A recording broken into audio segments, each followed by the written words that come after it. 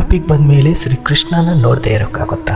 S, ನಾವಿವತ್ತು ಹೊರಟಿರೋದು ಉಡುಪಿಯ ಶ್ರೀಕೃಷ್ಣ ಮಠಕ್ಕೆ. ಹಿಂದೆ ರುಕ್ಮಿಣಿ ದೇವಿ ಪೂಜಿಸುತ್ತಿದ್ದ ಬಾಲಕೃಷ್ಣನ ಮೂರ್ತಿ ದ್ವಾರಕ್ಕೆ ಮುಳುಗಿದ ಸಂದರ್ಭದಲ್ಲಿ ಸಮುದ್ರದ ಪಾಲಾಗುತ್ತಂತೆ. ಆ ಮೂರ್ತಿ ಒಬ್ಬ ನಾವಿಕನ ಕೈಗೆ ಸೇರಿ ಆ ನಾವಿಕ ಶ್ರೀ ಮಧ್ವಾಚಾರ್ಯರಿಗೆ ನೀಡ್ತಾನಂತೆ.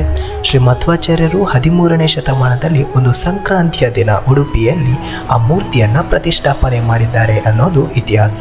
ಅಷ್ಟದಿಕ್ಕಿನಲ್ಲಿ ಅಷ್ಟಮಠಗಳನ್ನು ಸ್ಥಾಪಿಸಿ ಅಷ್ಟಯತಿಗಳಿಗೆ ಶ್ರೀಕೃಷ್ಣನ ಪೂಜಿಸುವ ಅಧಿಕಾರವನ್ನು ನೀಡ್ತಾರೆ. ಶ್ರೀಕೃಷ್ಣನ ಪೂಜಾ ಅವಧಿ 2 ವರ್ಷಗಳಿಗೊಮ್ಮೆ ಬದಲಾಗುವುದರಿಂದ ಇಲ್ಲಿ 2 ವರ್ಷಗಳಿಗೊಮ್ಮೆ ಪರ್ಯಾಯ ಮಹೋತ್ಸವ ತುಂಬಾ ವಿಜೃಂಭಣೆಯಿಂದ ನಡೆಯುತ್ತೆ. ಕನಕದಾಸರು ತಮ್ಮ ನಿಷ್ಕಲ್ಮಶ ಭಕ್ತಿಯಿಂದಲೇ ದೇವರ ವಿಗ್ರಹವನ್ನೇ ತನ್ನತ್ತ ಮುಖ ಮಾಡಿ ತಿರುಗುವಂತೆ ಮಾಡಿ ದರ್ಶನ ಪಡೆದಿರುತ್ತಾರೆ ಅನ್ನೋದು ಮತ್ತೊಂದು ವಿಶೇಷತೆ.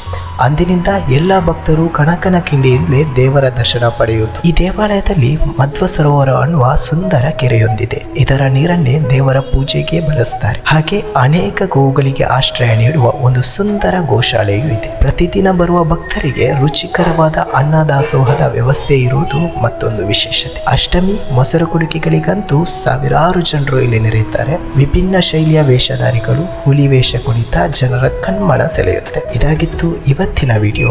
ನೋಡ್ತಾ ಇರಿ ನಮ್ಮ ಸಿಂಪಲ್ ಪಯಣ ಪೇಜ್ನ. ಮತ್ತೆ ಮುಂದಿನ ವಿಡಿಯೋದಲ್ಲಿ ಸಿಗೋಣ. ಧನ್ಯವಾದಗಳು.